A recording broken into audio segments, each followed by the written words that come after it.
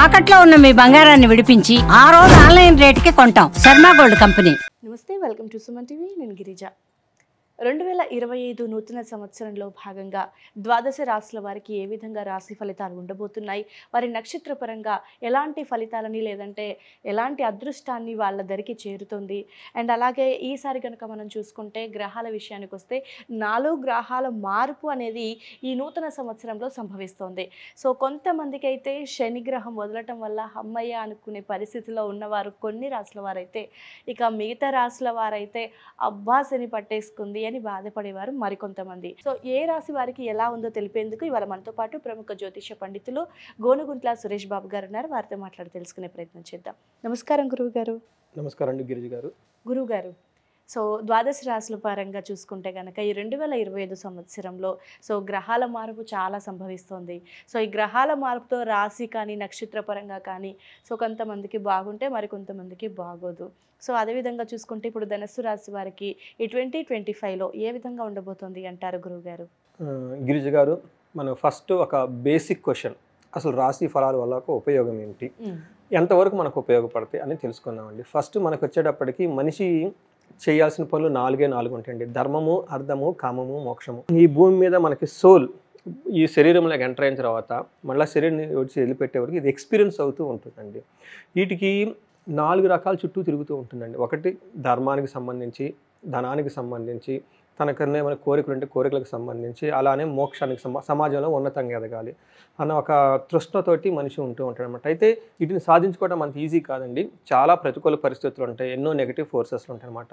అయితే మనిషి ఏ నెగిటివ్ ఫోర్సెస్లు ఏ టైంలో ఉంటాయి అని కనుక మనం తెలుసుకోగలిగితే లైఫ్ అంతా బ్లిస్ఫుల్గా హ్యాపీగా ఉంటుంది అనేది ఒకటి అనమాట. అందుకని ఇది ఎలా సాధ్యం అవుతుందంటే జ్యోతిష శాస్త్రం అనే ఒక గొప్ప సైంటిఫిక్ ఒక గొప్ప సబ్జెక్ట్ని మన మహర్షులు మనకి అందించారండి. ఈ సబ్జెక్ట్ ఇప్పటిది కాదండి, వేదాలతో పాటు ఇది ఉందండి. వేదాలలో ఒక 6 భాగాలు వేదాంగాలు అంటారు. అందులో ఒక భాగం జ్యోతిష శాస్త్రం, వేదాంగాలు అంటారు. ఇందులో ఒక భాగం జ్యోతిషం అనమాట. ఇందులోనే గణితం అని మ్యాథమెటిక్స్ కూడా మనం చదువుకునే ఫార్ములాని అక్కడి నుంచే వచ్చేసినాయి అనమాట. ఇందులో వచ్చేటప్పటికి మనకి ఏం తెలుసుకోవచ్చు అంటే మనకున్న గ్రహస్థితులను బట్టి, నక్షత్రాల ఫలితాలను బట్టి మనిషికి ఏ ఏ పరిస్థితులు అనుకూలంగా ఉంటాయి, ప్రతికూలంగా ఉంటాయని తెలుసుకోవచ్చు అనమాట. ఇది మనకి డైరెక్ట్ బ్రహ్మ ఇచ్చిన మహర్షుల ద్వారా వచ్చిన గొప్ప జ్ఞానం అనమాట.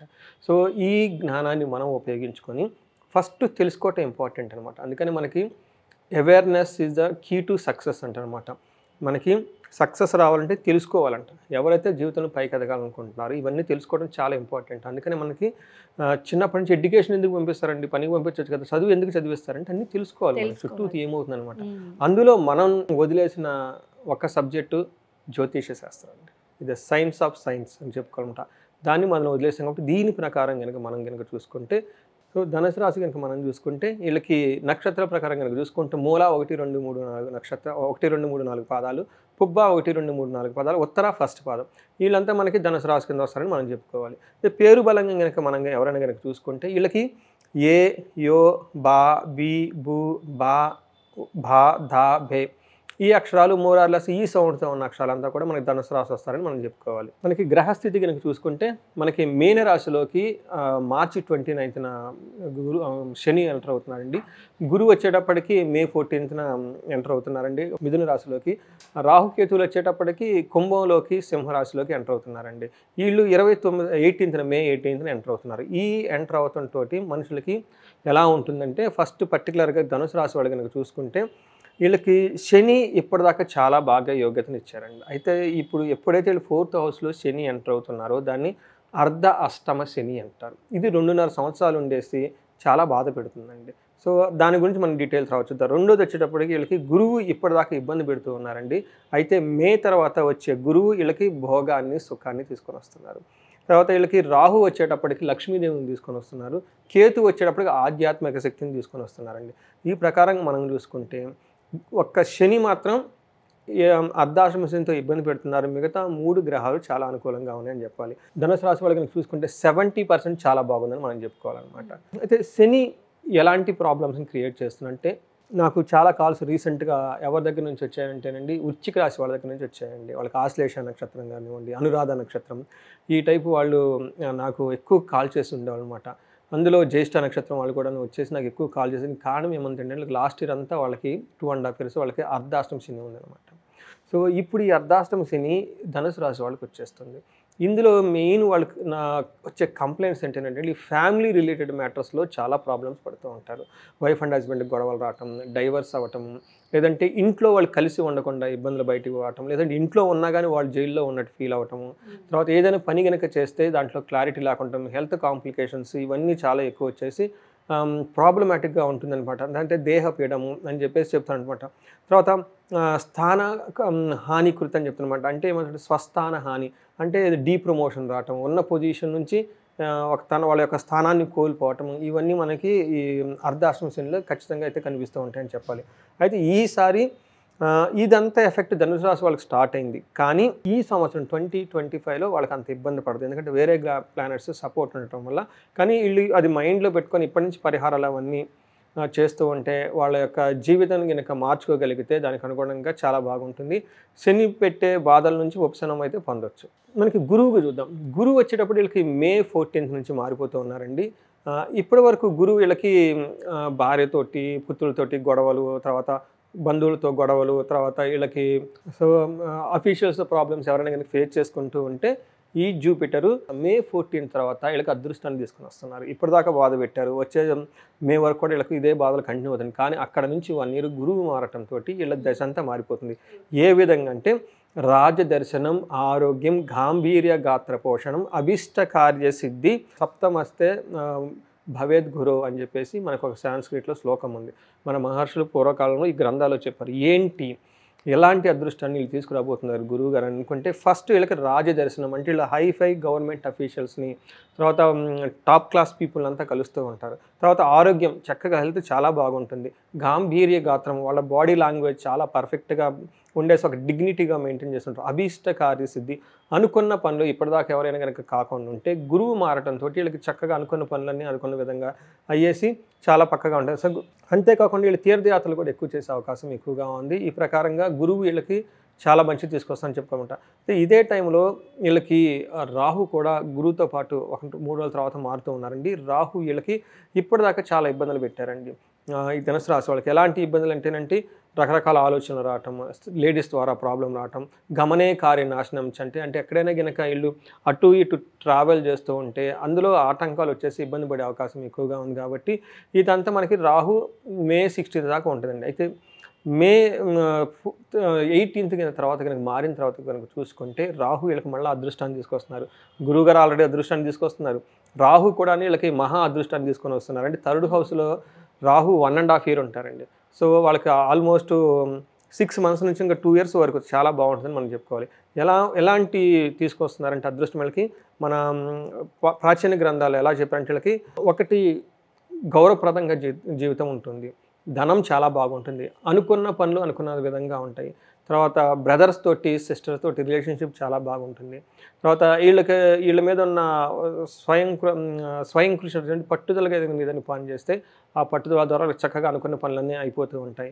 తర్వాత బిజినెస్ చేసిన, తర్వాత సేల్స్కి సంబంధించి చేసినా కానీ, కమర్షియల్కి సంబంధించి చేసినా కానీ, ఫిల్మ్ ఇండస్ట్రీకి సంబంధించిన వాళ్ళకి కానీ చాలా చాలా బాగా కలిసి వచ్చేస్తుంది. సో ఈ ప్రకారంగా తృతీయంలో మనకి 3వ స్థానంలో రాహు ఉండటం వల్ల కూడా చాలా బాగా కలిసి వస్తుందని మనం చెప్పుకోవాలన్నమాట. రాశిపరంగా ఫలితాన్ని తెలియజేస్తారు గురువు గారు. మరి నక్షత్ర పరంగా ఏ నక్షత్రం వారికి ఏ విధంగా ఉండబోతుంది అంటారు? మీరు అడిగిన ప్రశ్న ప్రకారం కనుక చూసుకుంటే నక్షత్ర గోచారం లేదంటే అంగ గోచారం ఒక కాన్సెప్ట్ ఉందండి.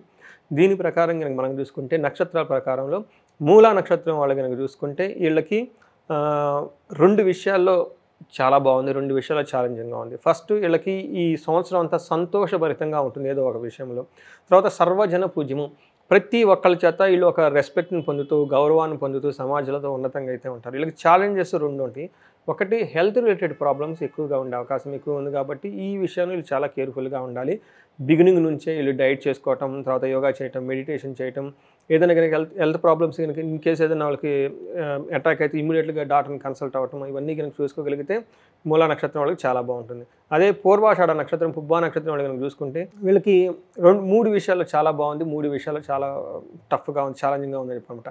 ఏ విషయంలో బాగుందంటే వీళ్ళకి సర్వజన పూజ్యము, అందరి నుంచి చాలా గౌరవ మర్యాదలు అయితే ఉంటాయి, సంతోషంగా ఉంటారు.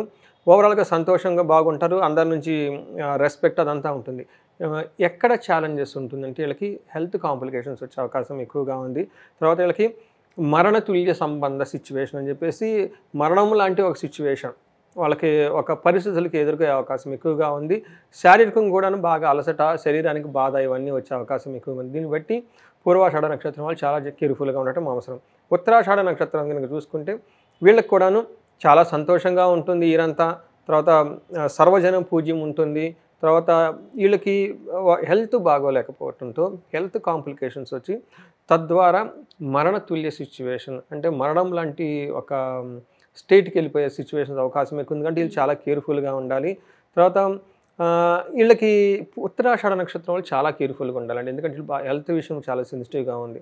సో ఈ ప్రకారంగా వీళ్ళు ఈ విషయాన్ని గమనించుకొని ముందుగానే హెల్త్ రిలేటెడ్ కనుక ప్రికాషన్స్ తీసుకుంటే వచ్చే ప్రాబ్లమ్స్ నుంచి బయటపడే అవకాశం చాలా ఎక్కువగా ఉంటుంది. ఓకే గురుగారు. సో మేజర్గా ఈ ధనుసు రాశి వారు 2025లో అంటే అన్ని సమస్యల నుంచి బయటపడటానికి, తొలగిపోవటానికి మేజర్గా చేసుకోవాల్సిన పరిహారం గురించి వివరిస్తారా? ఫస్ట్ పరిహారం అంటే వీళ్ళకి మరణతుల్యం సంబంధించిన సిచ్యువేషన్స్ వచ్చే అవకాశం ఎక్కువగా ఉంది కాబట్టి అండి వీళ్ళకి అమృత మృత్యుంజయ పాశుపత హోమం కనుక చేయించుకోగలిగితే వచ్చే ప్రభావం యొక్క తీవ్రత తగ్గించుకోవచ్చు. తర్వాత కొంతమంది ఆయుష సూక్తము లేదంటే ఆయుష హోమం చేయించుకున్నా కానీ వాళ్ళకి లాంగివిటీ వాళ్ళు చేసే పనులకి వాళ్ళకి బాగుంటుంది. అయితే వీళ్ళకి దేహ పీడనం ఉంది కాబట్టి శరీరానికి సంబంధించి అందులోనూ కొంతమందికి వీళ్ళకి శని వల్ల బాధలు ఎక్కువగా ఉండటం చేత ఏం చేయాలంటే వీళ్ళకి ఏలినాటి శని కూడా స్టార్ట్ అవుతున్న తర్వాత వీళ్ళకి మన్యు పాశుపత హోమం కనుక చేయించుకోగలిగితే అది కూడాను చాలా ఇన్స్టెంట్గా రిలీఫ్ వచ్చి చాలా వరకు రక్షిస్తుంది అనమాట. ఏమంటారు మరణానికి సంబంధించి కానివ్వండి, ఇలాంటి గండాల నుంచి సంబంధించి కానీ ఇలాంటి వాటి నుంచి రక్షిస్తుంది. అయితే అందరికీ చేయాల్సిన కొన్ని పద్ధతులు ఏంటంటే ఎలాంటి నక్షత్రం వాళ్ళని ఎవరైనా సరే వీళ్ళు ఉదయం సాయంత్రము శని పిప్పలాద స్తోత్రం అనే స్తోత్రం ఉంటుందండి. అది 2 లైన్సే ఉంటుంది. దీన్ని భక్తిగా ఉదయం సాయంత్రం కనుక చదివితే శని పెట్టే బాధల నుంచి ఉపశమనం తగ్గుతుందని చెప్పేసి శని తనది తనే చెప్పాడు. అది ఒకటి చేసుకోవచ్చు. తర్వాత వీళ్ళకి హనుమాన్ చాలీసా ప్రతిరోజు చదువుకుంటూ ఉండాలి. తర్వాత శనివారం వీళ్ళు ఆంజనేయ గుడికి వెళ్ళటము, ఆంజనేయ గుడి చుట్టూ ప్రదక్షిణ చేయడం చేసుకుంటూ ఉండాలి. తర్వాత ఎక్కువసార్లు తిరుపతి కనుక విజిట్ చేస్తే శని యొక్క ప్రభావం కూడా తగ్గుతూ ఉంటుందండి. ఆ కొండ మీద కనుక అక్కడ ఉండేసి అక్కడ టైం కనుక స్పెండ్ చేయగలిగితే ఎక్కేటప్పుడు మెట్లకి కొండ మీదకి ఎక్కువ, ఎందుకంటే శనికి నడుస్తూ ఉంటే బాగా ఇష్టం అనమాట. లగ్జరీగా కార్లు వెళ్ళేదానికంటే కూడా అందుకని మెట్లు ఎక్కువ 7 కొండలు కనుక మెట్లు ఎక్కుతూ కనుక చక్కగా వాళ్ళు దర్శనం చేసుకొని రాగలిగితే అట్లీస్ట్ ఇయర్లీ 1-2 సార్లు కనుక తెలుసుకుంటే ఆ శని యొక్క బాధల నుంచి ఉపశమనం తగ్గుతుందండి వాళ్ళకి. ఓకే గురుగారు, చాలా చక్కటి ఫలితాన్ని అలాగే ధనుసు రాశి వారు చేసుకోవాల్సిన రెమెడీని కూడా చాలా చక్కగా తెలియజేశారు. ధన్యవాదాలు. ధన్యవాదాలండి. సో రాశి పరంగా కానివ్వండి లేదంటే జాతక పరంగా కానివ్వండి మీకు ఏమైనా సమస్యలు ఉన్నాయి తెలుసుకోవాలి, జాతక చక్రం ఏ విధంగా ఉంటుందో ఇలాంటి డౌట్స్ మీకు ఏమైనా వచ్చినప్పుడు గురువుగారిని సంప్రదించాలనుకునే వారు కింద స్క్రోల్ అవుతున్న నెంబర్ని కాంటాక్ట్ చేస్తే గురువుగారు కంపల్సరీ మీ సమస్యకి పరిష్కారాన్ని చూపిస్తారు.